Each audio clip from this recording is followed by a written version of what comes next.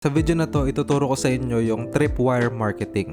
So basically, how to get people to buy more from your online store. Isa siyang klase ng marketing na ginagamit ko din sa mga websites ko. Pwede nyo rin itong i-apply dun sa mga produkto nyo kung meron kayong online store, kung nagbebenta kayo online. So, paano nga ba tong Tripwire marketing? So, meron tayong mga hindi nakikita na ginagawa ng mga online marketers, mga hindi nakikitang strategy sa mga online shops. Okay, simulan na natin. So, ano yung matututunan mo dito sa video na to? Ang topics natin ay Tripwire Marketing Strategy. Ituturo ko dito kung paano gumagana yung pagmamarket gamit yung Tripwire Marketing Strategy. Upsells. Matututunan nyo kung ano yung upsell, ano nga ba yung upsell, ano yung cross-sells, at ano yung down-sells sa digital marketing. So, what is Tripwire marketing? So, in Tripwire, kung makikita nyo itong picture na to, ito yung wire kung saan intended talaga para matalisod ka o matisod ka. Dun sa end ng wire na to, sa dulo ng wire na to, maaaring may bomba dyan na kapag ka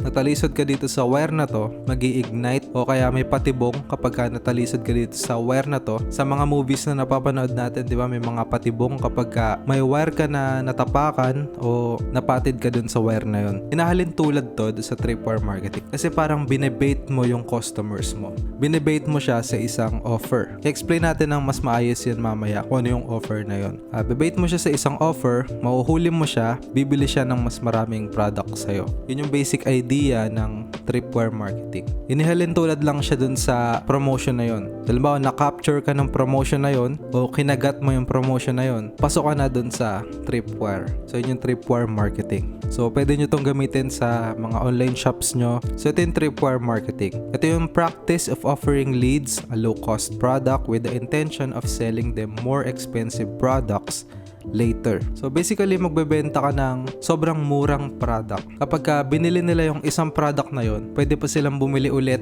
ng mas maraming product after nila ma-checkout yun. So ang isang halimbawa niyan dun sa supermarket. 'Di ba sa supermarket, kapag ka pupunta ka na dun sa checkout counter, magbabayad ka na nung mga binili mo, meron dun sa gilid na mga candy, na mga chocolate, mga bubble gum. Intended yon na bilhin mo habang naghihintay ka dun sa linya mo para mapabili ka pa ng ibang mga products dun na maliliit, mas kumita yung grocery store. Ganun din dito pero baliktad. Dun sa supermarket, bibili ka muna ng mga items, tapos yung mga items dun sa checkout, kadalasan yun yung mga murang items, yung mga tingi-tingi lang.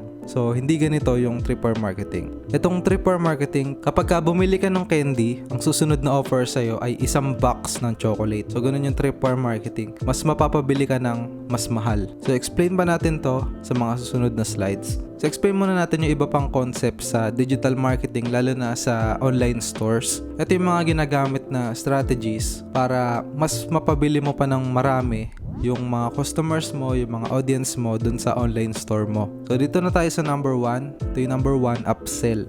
Ito yung meaning niya, persuading customers to purchase a more expensive, upgraded, or premium version of the chosen item. So, ito yung sinasabi ko, yung upsell. So, halimbawa, bibili ka nung price sa McDo, bibili ka nung small fries. Sasabihin nung crew, yung nagbebenta, "Sir, baka pwedeng i-upgrade mo na.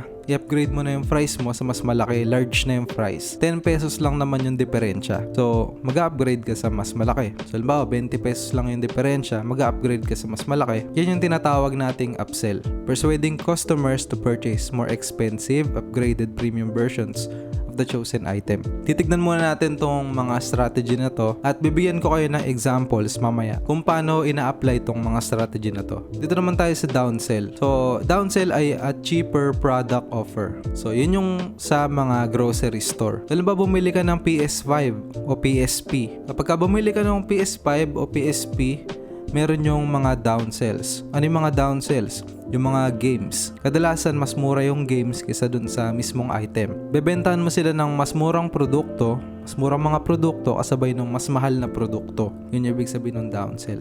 A cheaper product offer. So, dito naman tayo sa cross-sell. Ito yung the act of selling different products to provide an additional benefit to the customer. So, kung meron kang online store or online shop, papakita ko sa inyo ito mamaya. Kung makikita mo, meron siya mga related products doon sa baba. So, iba doon hindi masyadong related, pero nasa tangent ng product na yon. Itong cross-sell, nagbebenta siya ng related products na pwede mo pambilin. Halimbawa, bumili ka ng A4 Tech na camera or camcorder. Ang i-cross-sell mo sa kanya, ang bebenta mo sa kanya ay katulad na product. Halimbawa, webcam din o camera din pero ibang brand. Halimbawa, Acer na brand o Asus na brand pero ganun din, same na webcam, same na camera.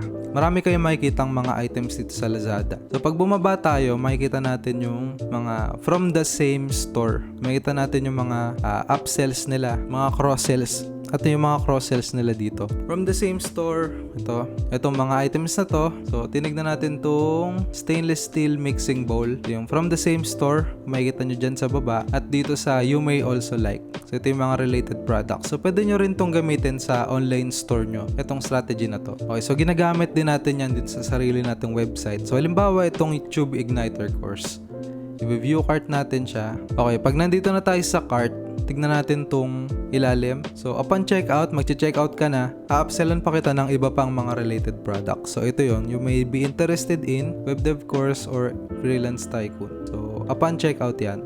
So, ginagamit ko rin yung strategy na to. So, yun yung mga examples ng mga strategies na yun. So, ito yung strategy niya na pwede mong i-apply ngayon sa online store mo or sa online business mo. So, ito yung strategy. Ads go to the Tripwire product. Basically, gagawa ka ng isang product na halimbawa, $1, 50 pesos lang or 100 pesos. Yun yung Tripwire product mo. Kadalasan, meron 50 pesos na t-shirt. Halimbawa, 100 pesos na t-shirt. Yun yung Tripwire product mo. Ang strategy para makita mo yung Tripwire product mo. So basically, yun yung pinakamabenta mong product at yung pinakamurang product. Ang gagawin mo lang sa strategy na to, mapabili mo sila nun. Kahit 100 pesos, 50 pesos pa yan, kailangan mapabili mo sila nung product na yon. Kasi yung product na yun ang magki-kickstart dun sa funnel nila, yung sa journey nila dito sa online shop mo.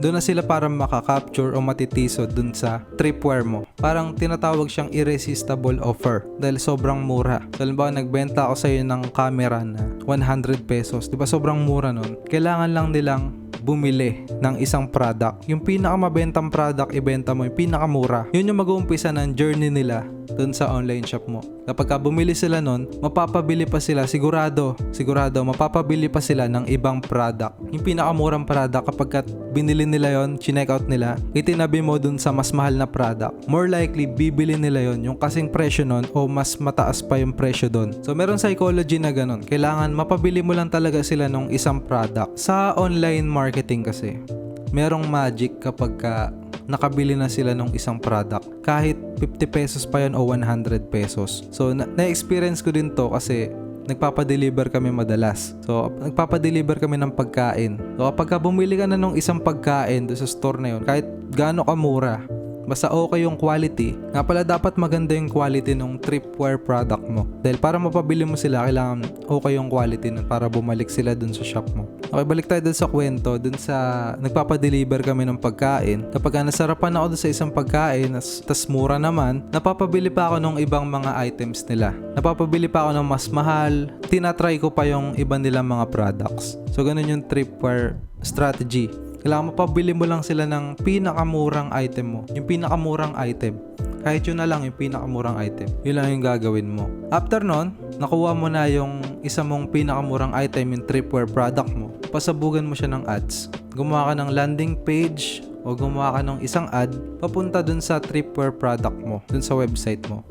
Pagka nagawa mo na yon, papunta sa Tripwire product mo, bigyan mo na sila ng upsell, downsell, o cross-sell. So, yung mga products na yan, yung upsell, downsell, or cross-sell, yan yung mga products sa ibaba, yung mga related products, o yung mga products sa gilid. Pagka bumili sila ng mas mura, bebentahan mo sila nung mas mahal na mga produkto. Bago sila mag-checkout, bebentahan mo sila. Malaki yung percentage, sobrang laki ng percentage na mas bibili pa sila.